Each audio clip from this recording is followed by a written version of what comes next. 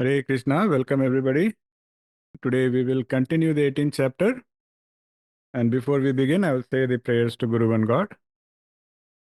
Om Agyanati Mirandasya Gyananjana Shalake Chakshura Militamena Tasmai Shri Guruve Namah. Om Namo Bhagavate Vasudevaya. Hare Krishna. Gurur Brahma Gurur Vishnu Gurur Devo Maheshwaraha Gurur Sakshat Parabrahma Tasmai Shri Guruve Namaha Tasmai Shri Guruve Namaha Tasmai Shri Guruve Namaha ज्ञानं कर्म च कर्ता च त्रिधैव गुणभेदतः प्रोच्यते गुणसङ्ख्याने यथावच्छृणुतान्यपि सर्वभूतेषु येनैकं भावमव्ययमीक्षते अविभक्तं विभक्तेषु तज्ज्ञानं विद्धि सात्विकम् पृथक्त्वेन तु यज्ञानं नानाभावान् पृथग्विधान् वेत्ति सर्वेषु भूतेषु तज्ज्ञानं विद्धि राजसम् यत्तु कृत्स्नवदेकस्मिन् कार्ये सत्तमहैतुकम् अतत्त्वार्थवदल्पं च तत्तामसमुदाहृतम् नियतं सङ्गरहितम् अरागद्वेषतः कृतम् अफलप्रेप्सुना कर्म यत्तत् सात्विकमुच्यते यत्तु कामेप्सुना कर्म साहङ्कारेण वा पुनः क्रियते बहुलायासं तद्राजसमुदाहृतम् अनुबन्धं क्षयं हिंसामनपेक्ष्य च पौरुषम् मोहादारभ्यते कर्म यत्तत्तामसमुच्यते मुक्तसङ्गो नहंवादी धृत्युत्साहसमन्वितः सिद्ध्यसिद्ध्योर्निर्विकारः कर्ता सात्विक उच्यते रागी कर्मफलप्रेप्सुर्लब्धो हिंसात्मको शुचिः हर्षशोकान्वितः कर्ता राजसः परिकीर्तितः अयुक्तः प्राकृतः स्तब्धः शठो नैष्कृतिको लसः विषादी दीर्घसूत्री च कर्ता तामस उच्यते. Okay, Hare Krishna. I think today Rajesh ji is going to read. Okay. Yes, Guru. Hare Krishna, everyone. 18.19 In accordance with the three modes of material nature, there are three kinds of knowledge, action, and performers of action as described in the Sankhya philosophy.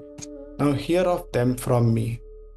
18.20 Know that knowledge to be in the mode of sattva, goodness, by which one sees the one undivided, imperishable reality in all beings, that is, seeing the undivided in the divided.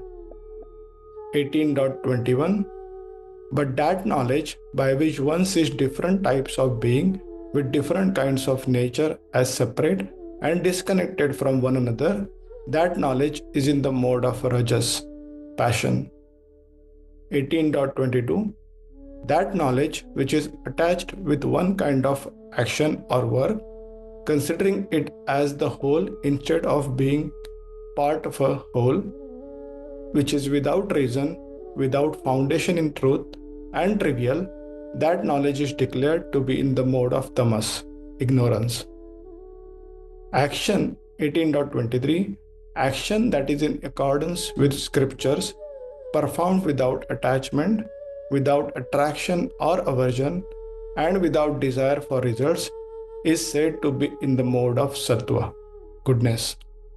18.24 but that action which is performed with great strain and labor by one seeking to gratify desires and is impelled by the ego is said to be in the mode of rajas, passion. 18.25 That bondage causing action done out of delusion without regards to consequences or one's own ability, causing loss, injury to others, is said to be in the mode of tamas, ignorance. 18.26 A doer free from attachment and egoism, endowed with firmness and enthusiasm, and unaffected by success or failure, is said to be in the mode of sattva, goodness. 18.27 A doer who is attached to work out of desires to enjoy the fruits of action, who is greedy, of harmful nature, impure, and swayed by joy and sorrow, is declared to be in the mode of rajas, passion. 18.28 A doer in the mode of tamas, ignorance, is one who is undisciplined, vulgar, stubborn, deceitful, dishonest, lazy, despondent, and a procrastinator. Hare Krishna. Hare Krishna. Thank you so much, Rajesh ji. There were a lot of verses for you today. But this is a group. It's a collection of verses. So they had to be taken together. So thank you so much. So in these slokas, Krishna is methodically revealing the highest wisdom, and he's systematically classifying the core elements of existence, and he's categorizing it based on gunas. See, before we go deeper, I think we need to revise Purusha and Prakriti a little bit more. We have spoken about it in the past. As you all remember, Purusha, never changing. Prakriti, ever changing. And we discussed how they have to work together for all the magic in this world to happen. So in the Shvetasvatara Upanishad, it is beautifully explained. It is a very beautiful, very philosophical shloka. I'll try my best to explain it without, making it seem complicated. But see how the shloka itself says.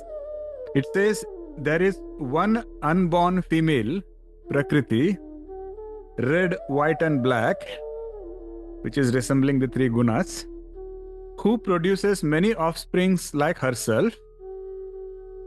There is one unborn male, Purusha, who loves her and stays with her. There is another unborn male who, having enjoyed her, leaves her. Now, this sounds like a fiction novel, right? But that is how the Upanishad is describing. We can quickly now see what the Upanishad is actually trying to teach. It talks about the unborn female, Aja, the Prakriti and the Triguna. So, Ajam Ekam, this is one unborn female. So, this is what Prakriti is being described as. And then, Lohita Shukla Krishnam. They are talking about three colors now, red, white and black. Now, in the scriptures and in Vedanta, Rajas is given the color of red, Sattva is given the color of white, and Tamas is given the color of black. So that is why they said Prakriti itself, they said is of three colors. And then it says, it creates many offsprings similar to herself. So that is the whole science Krishna explained in the past, where he said, it is the Prakriti, which is manifesting in innumerable forms, innumerable life forms. And it's all, and what is different? How do we perceive the difference? It is entirely based on the gunas, the combination of gunas. It is just three gunas. The permutation and combination, they create all these seemingly infinite creations. And then the first unborn male that shloka talks about, that is the individual soul, which is Jiva or Purusha. So, it says that enjoying her or lying with her, that is basically what they are talking about. The soul is in bondage, samsara. And out of ignorance, the soul is identifying with the creations of Prakriti. And it becomes attached. And this is the attachment that we spoke earlier, which causes entanglement and bondage. And the second unborn male, Aja, that is the liberated soul. So when the sloka says there is this other male who enjoys her and leaves her, that is this liberated soul which says that it gets liberation, freedom, and it leaves the body. So why they took all the pains to, explain in this way? The message is that when the eternal soul misidentifies with the temporary body because of ahankara, ego, then the bondage happens, then the entanglement happens. And a simple longing for comfort or sense gratification. So what happens when we have even a simple longing for some kind of comfort or some kind of sense gratification? The spiritual science says that strengthens this bond between Purusha and Prakriti. So that is why every time we give in to a desire, every time we give in to some temptation, we are strengthening that bondage. We are strengthening the bond with this temporary, perishable body.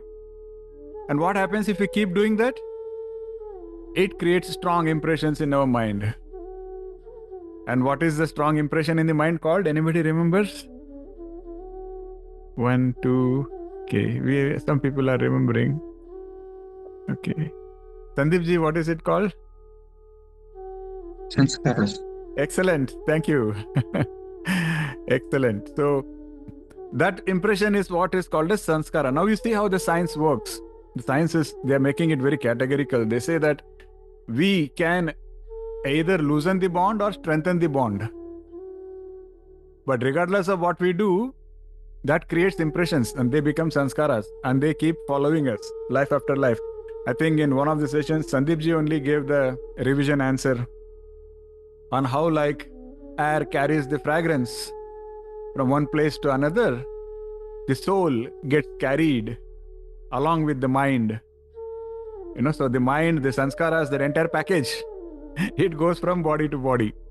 So that's why there is no escape. We cannot say that I will do whatever I want. One fine day I'm going to die. Yes, you're going to die, but you're not going to escape the consequences of your actions, which have been all recorded as part of your sanskaras. If you give in to lying, for example, that lying becomes a sanskara. And you will face the consequences not just in this life, but in the next life you will be forced to lie until you understand and until you resolve that sanskara. See, that is the science. Now you see why it is so important that we understand, because until we understand this science, we will always be in bondage. We will not be able to go towards liberation. That is the reason why Krishna is taking so much efforts to explain this whole science. So now let us see, this is the kind of a context, and then now let's dive deep into how Krishna is explaining, and he is taking the explanation based on Sankhya philosophy. And in Sankhya, the Kapila is the kind of author of Sankhya philosophy. He says that sattva is light and illuminating, rajas is stimulating and mobile, and tamas is heavy and enveloping. This is how he's described those gunas. And then he beautifully explains that with an analogy. He's saying their function like that of a lamp. Now, when they say lamp, in those days, a lamp meant an oil lamp. So how does the oil lamp work? So they said that sattva is light and illuminating. So that is the flame of the lamp. Rajas is activating and mobile. That is the oil in the lamp. And tamas is heavy and obscuring. That is the wick of a lamp. And all three have to work together for a lamp to function. Yeah, and that is the beautiful analogy given here. And so now with all of this context, Krishna is saying, I'm going to explain to you the knowledge which are of three types. He starts with sattvic knowledge, which he calls as the vision of unity. And this is what we discussed right in the beginning when we studied the introduction to Bhagavad Gita, where we said, the Rig Veda had this beautiful statement that said, Ekam Sat Vipra Bahuda Vadanti. So the truth is one, but the wise speak of it in many ways. But what is more important? Not to focus on the diversity, not to focus on, there is one truth, but then the wise are talking about in a million different ways. But we have to focus on it the other way, saying that the wise understand that although there are a million ways to explain, it all has the same underlying truth. So that is the unity in diversity. And Krishna is saying that if you understand that, that is knowledge which is of sattvic nature. And Krishna has explained already, we have already discussed this in the 5th chapter. Vidya Vinaya Sampanne Brahmane Gavi Hastini Shuni Chaiva Shvapakecha Panditaha Samadarshana. That is where Krishna spoke about Samadarshanaha, where we are able to see the same divinity in everything, regardless of gender, race, status, and all of that. So, in short, that is the sattvic knowledge that lets us see this kind of unity in diversity. And then Krishna says Rajasic knowledge. How is that different? Rajasic knowledge, it perceives existence to be fragmented, separate. Like you are separate, I am separate, I am superior, they are inferior. So there is this kind of, somehow we see separation and we see a disconnect between every living being. So sattvic knowledge is about unity. It's seeing the same God, same divinity in everything. Rajasic knowledge is seeing the differentiation. It is seeing the disconnect, as if everything is separate, disconnected. See, if you look at it in modern, this is what the modern science attributes to. Modern science is very Rajasic. They only talk about, this is separate, this is solid, that is liquid, and it's all on categorization, classification, and then we classify professions as good profession, bad profession, superior profession, and we, beat anything, nation, religion, politics, everything is the way you see how it is all, there is no unity, it's all different, it's all differentiation, dividing, and that is very Rajasic nature. And what has been the outcome of that? How is the society today? As you can see, it is full of stress, full of anxiety, full of anger, and all those negative things. That is the outcome. So that is why Sri Krishna has said very categorically that Rajas will eventually lead to pain only. Things that may seem, let us see somebody is in trouble. Isn't it very comfortable to say, that's not my problem? I am separate, they are separate. It's very comfortable, convenient, right? But eventually what happens when society becomes treating everything as somebody else's problem? That is the society we are living in today. Somebody says, hey, if you cut all the trees, the next generation will have a tough time. But that's somebody else's problem, you see the problem? So, that is what we should understand. Then tamasic knowledge, Krishna says, it is based mostly out of irrationality, narrow-mindedness, and delusion. And you will identify that also. This is one of the reasons why Krishna has said that superstition, blindly following anything. Some of you may remember, even faith was categorized as tamasic and rajasic, correct? Sattvic, rajasic, tamasic. So, what is tamasic faith? That is what was delusional faith. You just blindly follow something. So, that kind of knowledge is tamasic. Very rigid. And what happens to somebody who is delusional? Then it is just going to become a harmful outcome. There is nothing good that can happen. Because there's always going to be fighting, there is always going to be comparison, there is always going to be turmoil, conflict. So once he explains knowledge, again, as you know, 18th chapter is more like a summary. So we have gone into details on all of this in the past. Krishna is kind of summarizing and giving us the perspective again. If you have any questions, I'm happy to take, although So he speaks about knowledge, then he speaks about action, karma. He says that is also of three types. Sattvic action, of course, we have gone into depth. That is the nishkama karma. That is sattvic action. And Yoga Vasishta says the same thing. Yoga Vasishta says, do what needs to be done, whether it comes in your way or not. Do what should be done simply because it should be done, not because you are desiring for fruits. And do not do what should not be done, even if it seems comfortable, even if it seems tempting.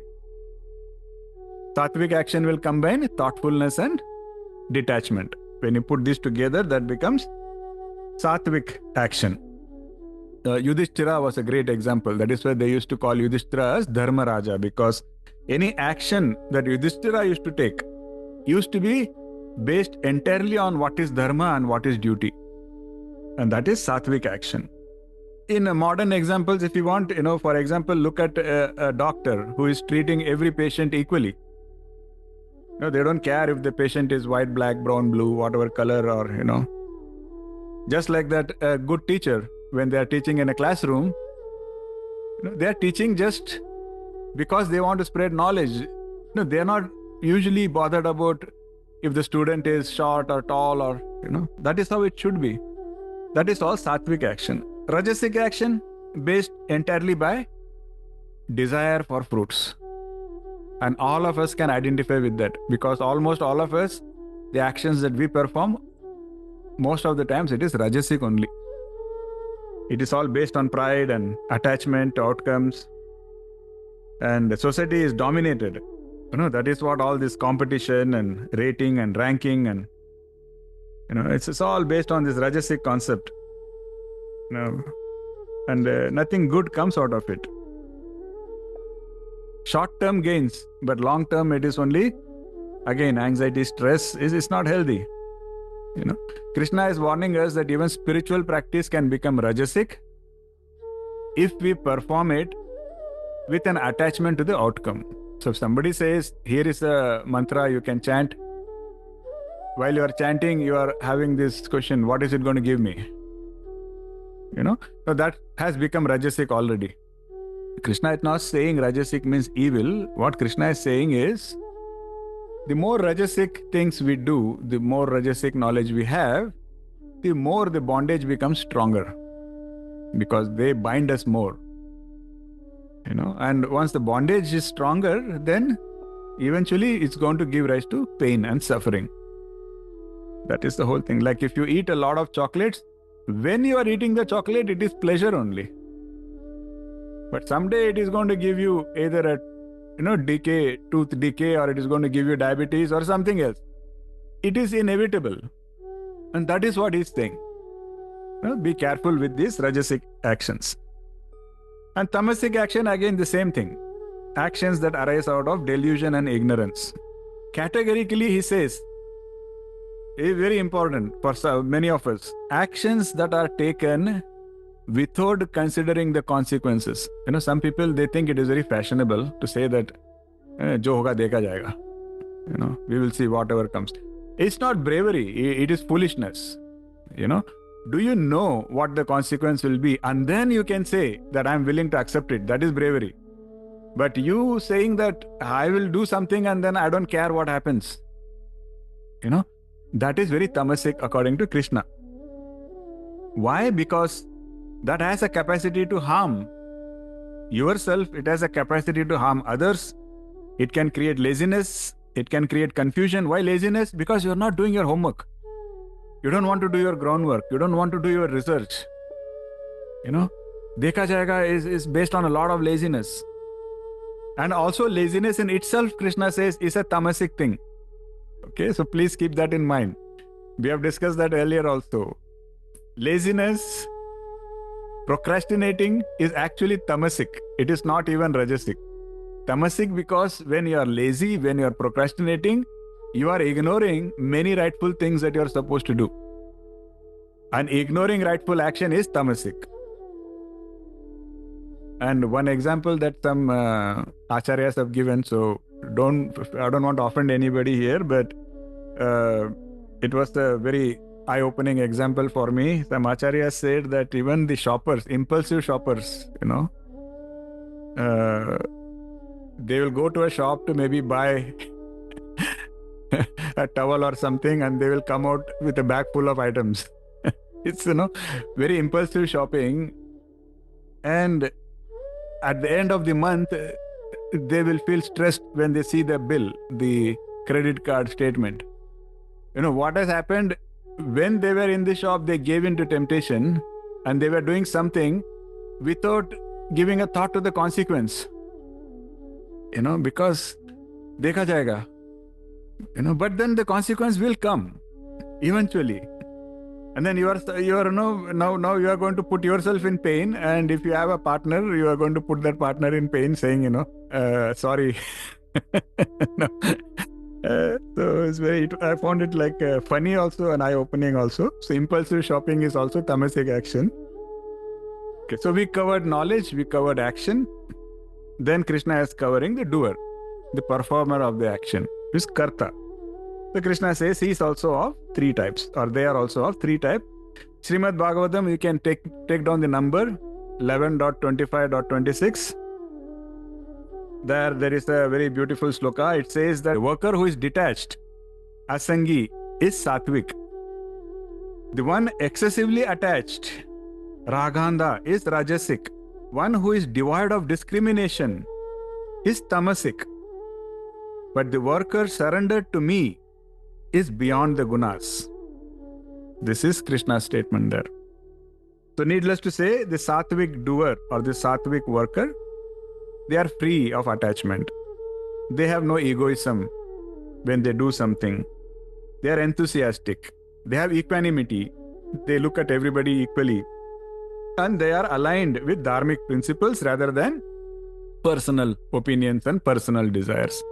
If all these apply to you, then you are a sattvic doer, sattvic karta. And it is very important because the scriptures, they say that sattvam yada brahma darshanam, which means only through this sattva we can perceive the absolute truth. And that is the ultimate goal of life, right?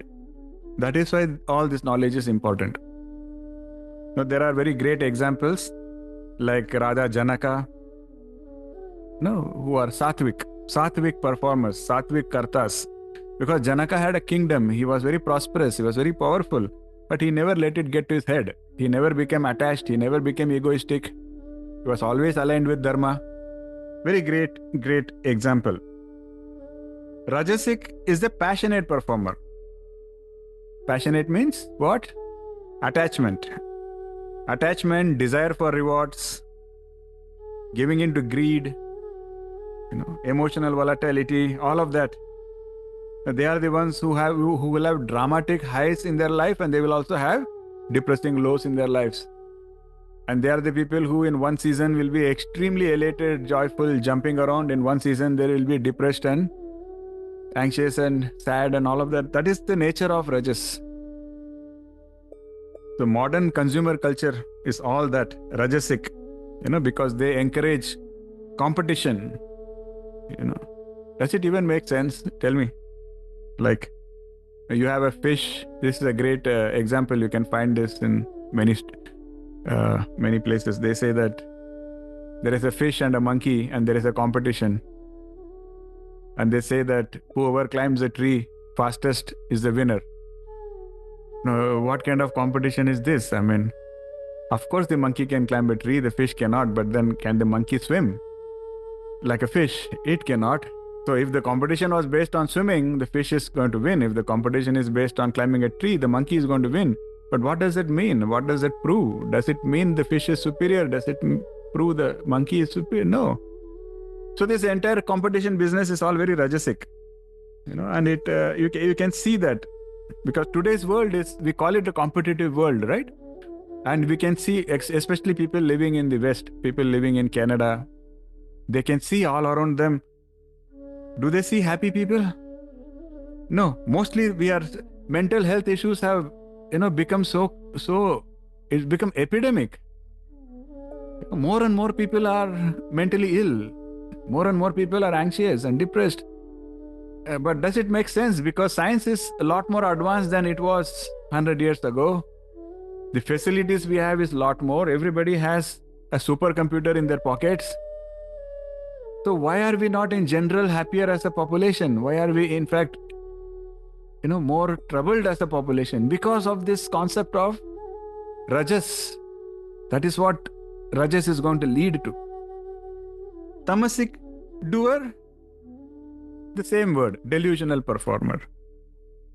And their actions, when they do something, it will be in the mode of, they will never be disciplined. There are people who will be doing things, even they cannot say, why they are doing something the way they are doing. No discipline, no consistency, stubbornness, deceitfulness, malice, laziness, procrastination, all of that. Whoever has it, they all are called tamasic doers. Again, in the Yoga Vasishtha, this is for all us lazy people. Yoga Vasishtha, it is said that laziness is indeed the great enemy residing in the human body. There is no friend equal to effort. By practicing it, one does not perish. The Yoga Vasishtha says that effort is good. Laziness is tamasic. So if you find yourself being lazy, shake yourself up. Shake yourself up. Don't be lazy. Lazy is tamasic. Okay. Like this, some of you who are in the corporate sector will relate with this, consider an employee who is constantly making excuses for poor performance. What happens instead of improving, is like, for example, or take a student, they will always delay studying. Some excuse or delusional.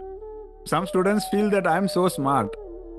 2 days before the exam, I can touch the book and somehow suddenly, I'll become very good in the exams.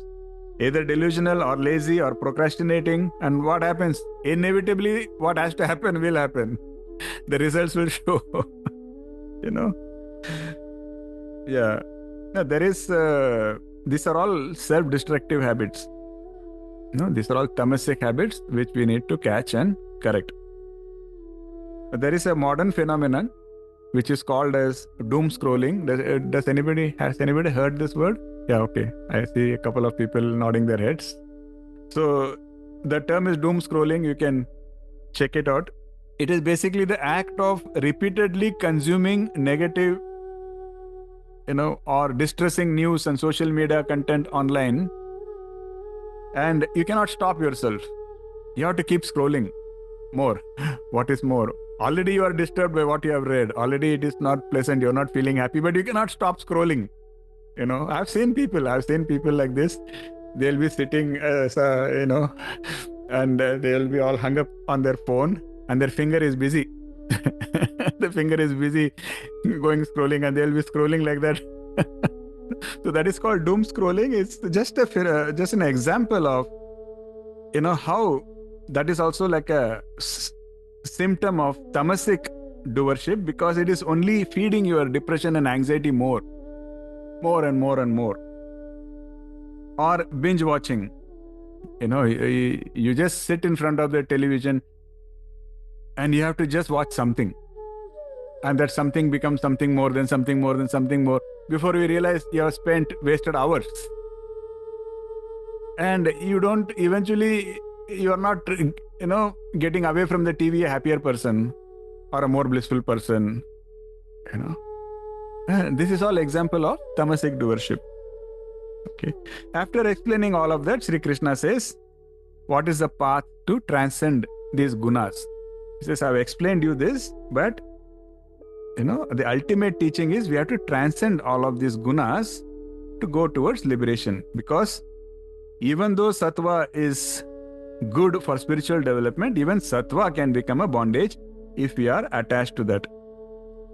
We discussed this in the 14th chapter, so I'm not going to repeat a lot of it. I'll give you a pointer, 14.20. You can go read again. There Krishna gave this message. So what is the progression? Progression for liberation? I'll give you three-step progression, okay? The first step, we have to move from tamas to rajas. We all have a lot of tamas in us. So we have to move from tamas to rajas. How can we move from tamas to rajas? By discipline and activity. Activity, because you cannot procrastinate this. You cannot say, I will become rajasic tomorrow. That tomorrow will never come. You cannot be lazy, So you have to first engage in action and you have to have discipline. If you have that, you can move from tamas to rajas. The second step in progression, moving from rajas to sattva. How we can do that? Through knowledge and purification. That is where all this knowledge comes into place. That is where all this kriya yoga and pranayama and whatever we do, they are all purifications. They are help. You cannot directly go from tamas to sattva. You have to go from tamas to first rajas, get there, and then from rajas, you gradually jump to sattva. And then from sattva, you have to transcend that also. To realize that nirguna nirakar. How can you do that? How can we do that? That is how we do it using devotion and self-surrender. So the first step, discipline and efforts, action. Second step, purification and knowledge. Third step, devotion and surrender. And that is how the progression works. So in the Narada Bhakti Sutra, it is again said, Sa tasvin parama prema rupa amrita sarupa cha. That devotion takes the form of supreme love and is of the nature of immortality. So the third step we are talking about, once you are already in sattva, then give in to devotion and surrender, because that is the nature of immortality. Bhakti. So you see how beautifully everything boils down to bhakti. All the knowledge, all the action, all of this is all good, but it is not the end, it's the means. The end comes through devotion only. After all of this comes devotion. But you cannot give into devotion when you are tamasic. It's not possible. It's not going to work. When you are tamasic, you can be given to delusion. You cannot give into devotion because there is no room for devotion there. Devotion is only when you are making an effort to go to sattva. That is the science of it. So some practical applications in modern life. Because whatever Krishna is teaching here, it applies to everybody. It is for all of humanity. So, in my opinion, some of the practical aspects, first is self-assessment. Very important. Honest self-assessment. Because Krishna has taught so much. Krishna has given so many symptoms, so many, metrics. So, we need to introspect. We need to do our own self-assessment. Evaluate our own knowledge, our own actions, our own qualities as a karta. And then try to identify, are we having any of those rajasic aspects? Are we having any of those tamasic aspects? That is the whole point of this teaching. It is not to judge somebody else. All the points are for us to do our own self-assessment and identify. Like if you catch yourself all the time lazing on the couch and making excuses, saying, I'm getting old, I did too much work last week, so this week I'm going to be on the couch, or I'm so many excuses here we come up with. But then we have to catch ourselves and say that no, Krishna has said this is tamasic, so we need to do something different. That is the whole idea. So self-assessment, very, very important. And it gives us like a decision-making framework. I think it's a very important, powerful tool for us. So whatever we have learned today, this kind of summarization provides the decision-making framework. What does that mean? First, knowledge. We are seeking knowledge. Ask yourself, is this knowledge sattvic, rajasic or tamasic? And you know how to now evaluate, because Krishna has already given all the attributes of sattvic knowledge, tamasic knowledge. Okay. Second, based on the knowledge, I am taking some action. Is that action sattvic, rajasic or tamasic? And Krishna has given all the attributes for what is rajasic, tamasic. So it will be beautiful. Whoever is interested in self-transformation should maintain a journal, or they can have an online notebook or notepad or whatever. And it has to be a constant introspection. You will be surprised. You will discover many things about yourself that you are not aware of. It's very important, very empowering. And then we have to ask the question, Is this going to develop sattvic, rajasic or tamasic qualities in me as a karta, as a doer? And then course correct. Anytime you see, catch yourself going the rajasic, tamasic way, course correct. It's a very simple decision-making framework. And we also have to keep in mind that we cannot have a tamasic environment and hope to become sattvic. These are all like laws of universe. It doesn't work because frequency, like attracts like. If you surround yourself in tamasic environments, you cannot attract anything sattvic. Okay, so, what is a sattvic environment? Your space has to be clean, orderly, harmonious. Is your house full of clutter? And that is the indication of tamas. So kitna bhi you can do Bhagavatam, you can do Chaitanya Charitamrita, it's all okay. But if your house is cluttered, if your house is not having clean energy, then it is very difficult, if not impossible, for you to overcome tamas and go to rajas. It will keep pulling you. It will keep pulling you back. Just like that, social circle. How is your social circle? Check. Does your social circle, does it value truth? Does it value compassion? Does it value spiritual growth? That's what I was telling you the other day. If I say I'm throwing a party, booze and food is free, feel free to invite whoever you want to invite. I guarantee you I will get more than 100 people showing up. If I say I'm conducting Bhagavad Gita classes free, invite whoever you want to invite.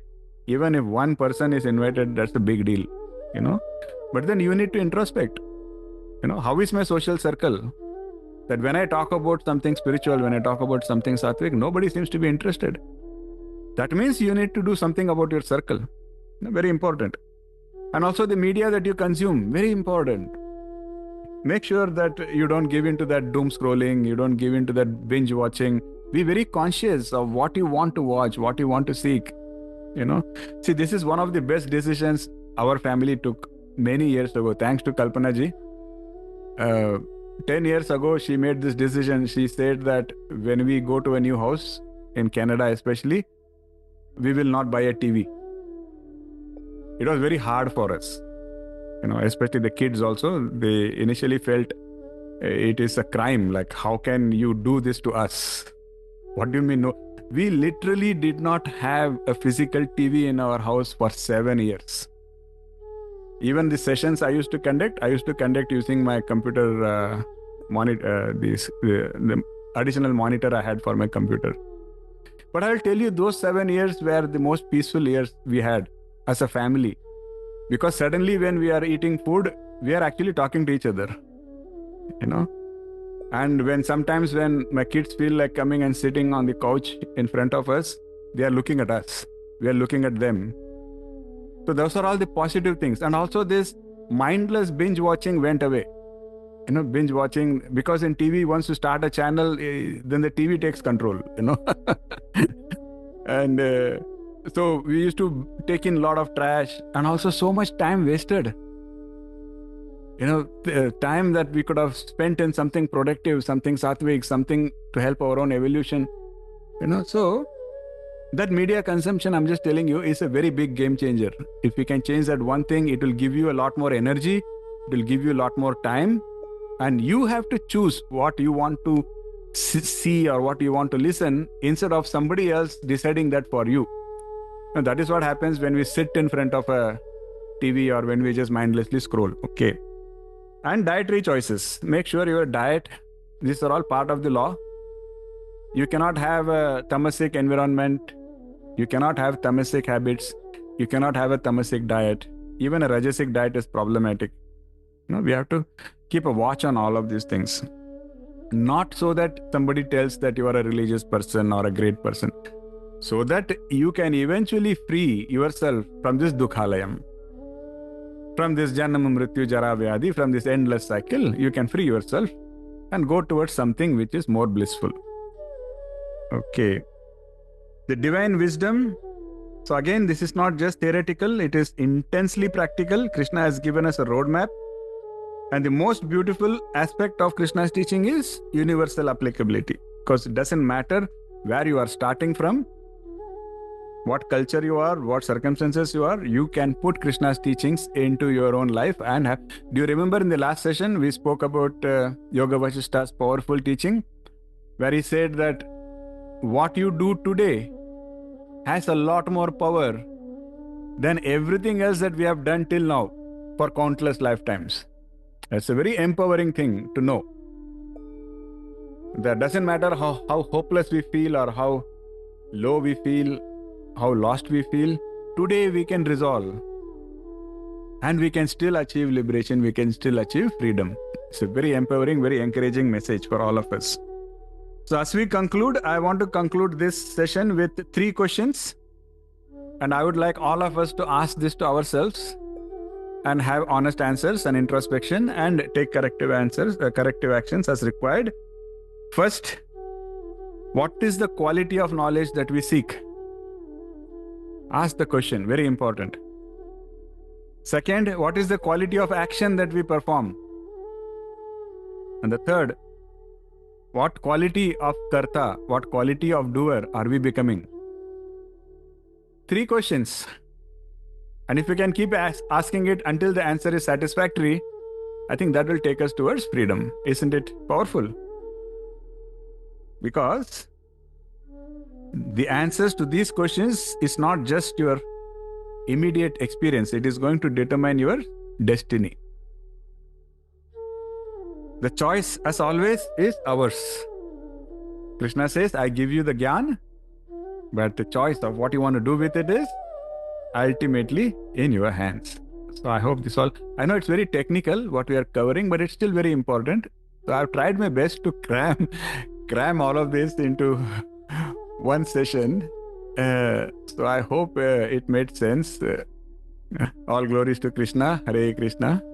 The floor is open. Any questions, comments, doubts, please feel free. I'll keep it open for some time. Okay. If no questions, no comments, I think we can call it a day.